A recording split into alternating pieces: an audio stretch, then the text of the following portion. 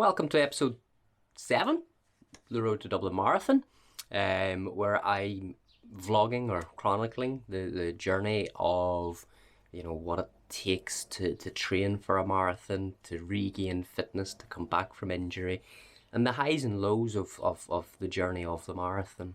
Over the last 6 weeks, 7 weeks, you've heard that pretty much everything has been going to plan, but this week the inevitable happened. I missed a session. So I will come back to that there towards the end of this video or end of this report vlog, and explain what happened and how we deal with missing sessions as well. So week 7 for me, which means there's only 9 weeks left, was a down week. So it's a little bit of a reduction in the miles.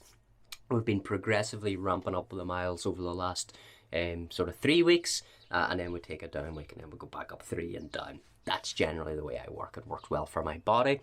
It works well for whenever I'm coaching people as well, and it gives the body a little bit of a chance of recovery as well. You train hard, you increase the load, you increase the intensity, and it's time to sort of take the benefits of or sort of reap the benefits of that there by taking a recovery week or a down week. So Monday for me, it always starts with a rest day. It was grand. It was nice to take a bit of time off. I had a real big long run, as you heard at the last video, 19 miles. So taking that Monday just to refuel, rehydrate, re-energize myself. Tuesday, then the session for myself required some short intervals. So it's not something that I normally do in a marathon training plan, and it's very rare that I give it to other people. But because of where I was coming from in terms of an injury and losing that little bit of speed, that little bit of cadence out of the legs, I wanted to introduce some shorter interval, some faster speed work into this plan, just so I could get the legs turning over a little bit quicker again, and just generally build a little bit of extra strength into the legs. I know some runners and coaches out there are big advocates for strength and conditioning, and I do fully believe that's something I'm going to start integrating myself into my plan over the winter months as well. But for this here 16-week block, the speed is going to be my strength work. The hill work is going to be my strength work. So yeah, it was 200 meter reps. Very, very short for a marathon training plan, but as I said there, it's all about building that little bit of strength and a little bit of speed into the legs. So it was a nice session, mile warm up, and then it was a 200 meter reps with a 200 meter walk or jog recovery. Generally I start with the jog, and it drops down to a walk just as the session progresses on, because it's all about the intensity of the fast ones. So they were all done. I think it worked out at about sort of 37, 38 seconds.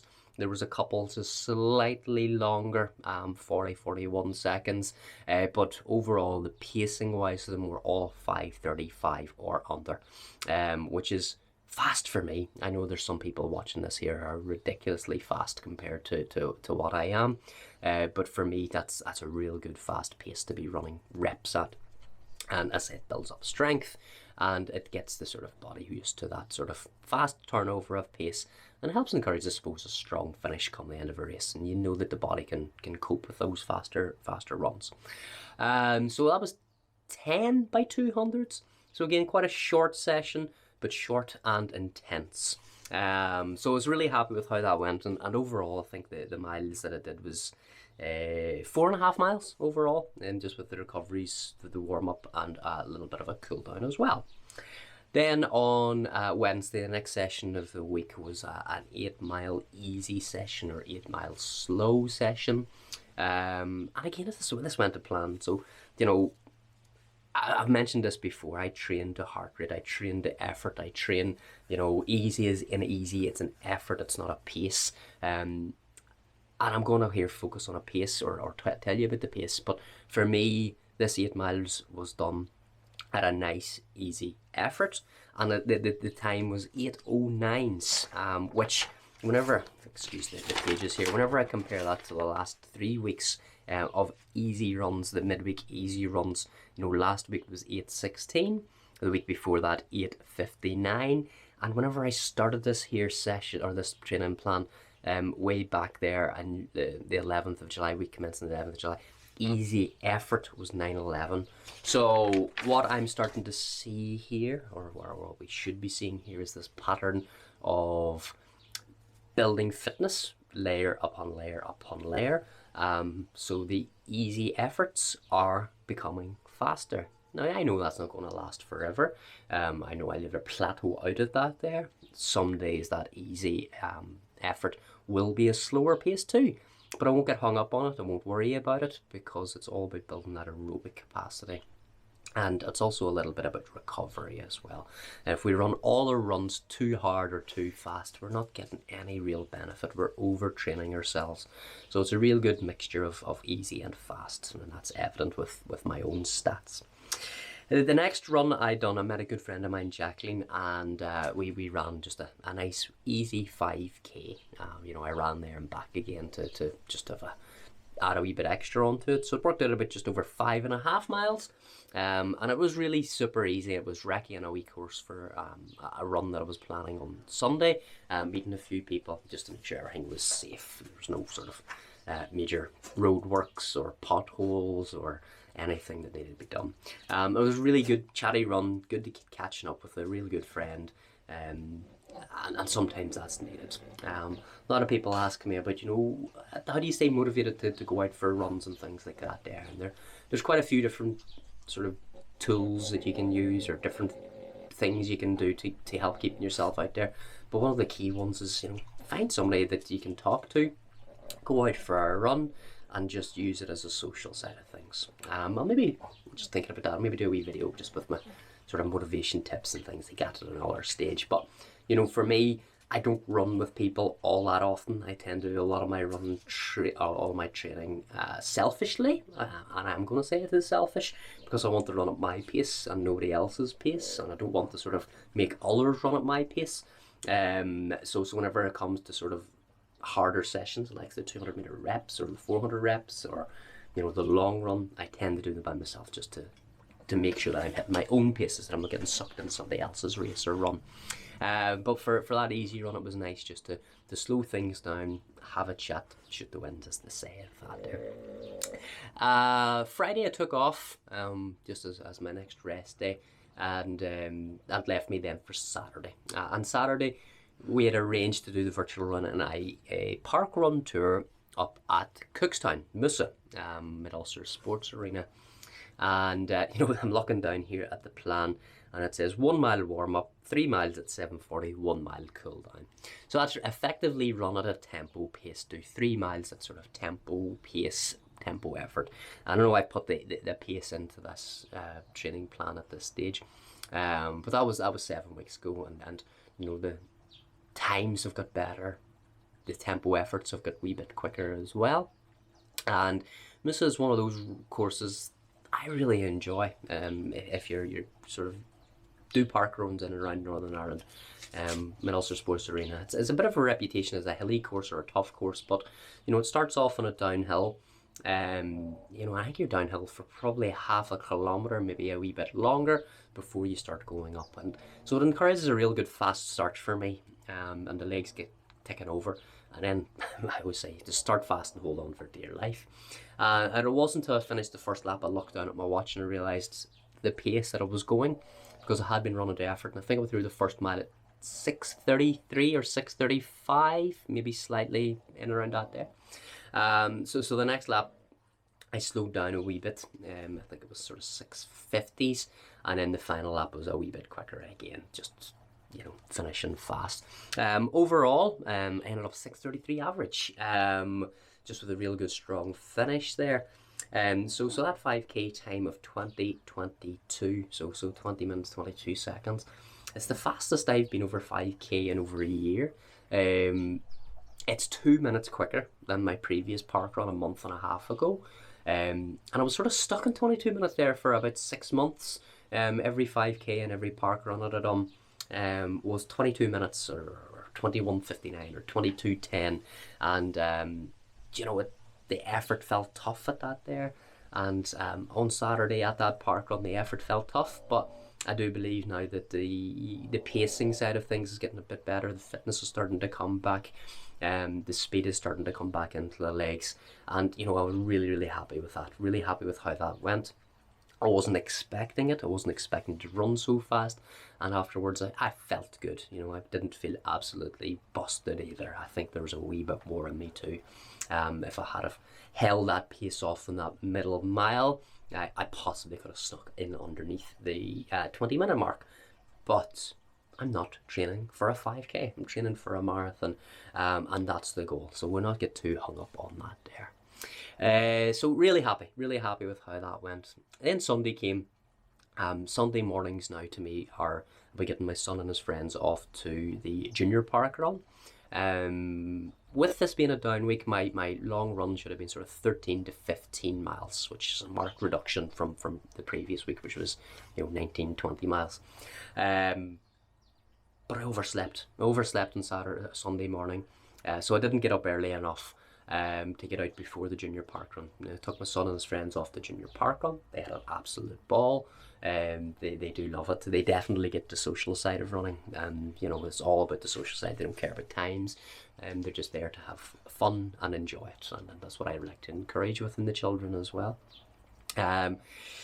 Then I got home from that there, and I hadn't ate, so I had some breakfast, and the day just ran away from me. Excuse the pun.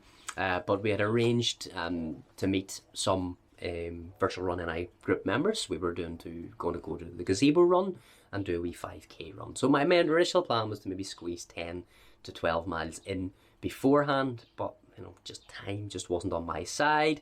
Toyed with the idea of doing it after, but it just didn't happen. I was having good fun, good chat at this 5K run. So the gazebo 5K wasn't really an official event or an official run. It was a challenge that I'd sort of started probably, what was it, about 2 months ago, where I did a little bit of a fundraiser for the group. I wanted to get a gazebo or a club gazebo that we could have at events. So we designed a medal and got it launched, and people entered the challenge, which helped fund towards the cost of the new gazebo. And this was all about getting the group together, getting as many ones around a nice wee 5K run, and just so we can meet up and chat afterwards and launch the gazebo, sort of like the grand opening of it too. It's funny that whenever we finished the run, which was a nice wee 5K run, I'll tell you my time, and the 3 miles at 7:40 pace. Probably a bit quicker, but running with a friend of mine, a good friend Sean, and we were just running. It was grand, no issues, no problems. Didn't feel too hard. Just really enjoyed it. But then the run, we were getting a picture took, and if anybody knows Paul Patrick, it's a public park, but it's also a cemetery, and you can guess a hearse rolled in, just as we're all smiling ear to ear with regards to that. But 7:40 pace, 3 miles, not exactly a 13 or a 15 mile run done at an easy pace, but it was a run done that day. Speaking to others that I coach at the event, they were going out afterwards and they were going to do their run, but I hadn't had dinner, so I'm full of excuses, but realistically I just didn't have it in me to do the run. I just was tired, I was hungry, and I toyed with the idea, and also this morning, this is Monday again, of getting up early and doing it, but you know what, the body was just really tired, and I think the down week finally caught up with me towards the end of the week. And should I cram the session in? Should you cram a session in? Should you try and complete missed sessions? I'm going to say the answer to that is no. We don't. Once the session's missed, that's it. Week's over. Forget about it. Move on to the next week. If you're getting 90% of your plan done and you're hitting most of your long runs, you're hitting most of your key sessions, you're on track. Life is this habit of getting in the way. We're not professional athletes. We're not doing this for a living. We're doing this for fun. We're doing this for a release. So life will get in the way. So I missed a run. I dwelled on it. I toyed with cramming it in after saying that there. But I reached out to a couple of good friends of mine, and just sort of said, look, remind me not to do this here.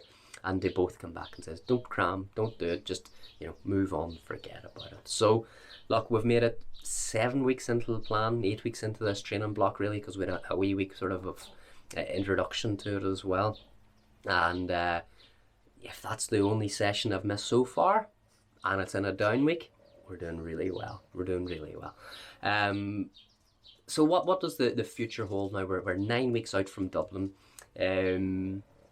Do I have a goal in mind? Do I have a goal time in mind? I don't know if I've mentioned this before in the previous episodes, but yes, I do have a goal. And that goal hasn't changed. It hasn't shifted, even though training's coming along pretty well. 3:30.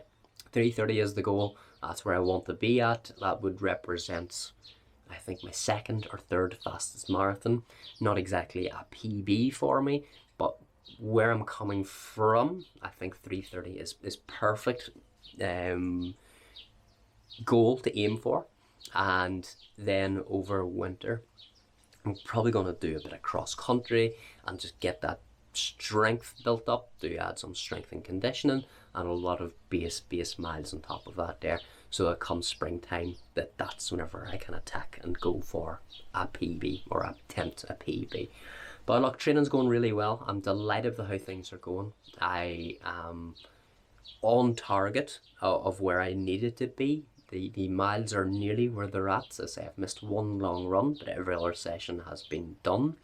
I'm up to 20 miles this week coming as well, which is quite early in the plan, and this is an experiment more so on myself than for others, where I'm going to do, usually I do 2, possibly 3 20-mile runs on the lead up to a marathon, but on this plan I've got 1, 2, 3, 4, 5 20-mile runs.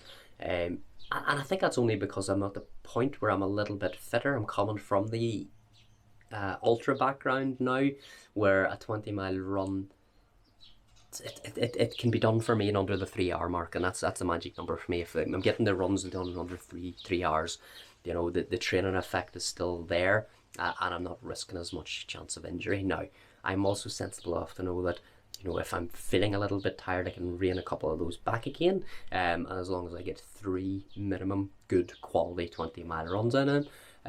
But ideally I want to try and get the 5 of them done. But yeah, look, guys, thank you very much for watching. I'll wrap this video up now. I do apologise if you heard any sort of dog sort of snoring in the background. I'm videoing this outside, as you can see, and the dogs are laying in the sun making lots of noise.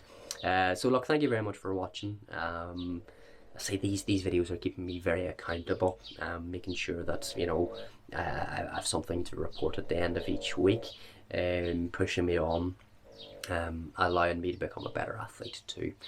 So look, if you ever need an extra bit of motivation, so this is another wee tip from a motivation video, I think, it's getting an accountability partner, something you can check in with, whether that's a coach, a friend, a peer, whatever it may be. Look, any questions with regards to your own training, do drop them into the comments below. And yeah, all the very best, and have a great week, everybody. Bye bye.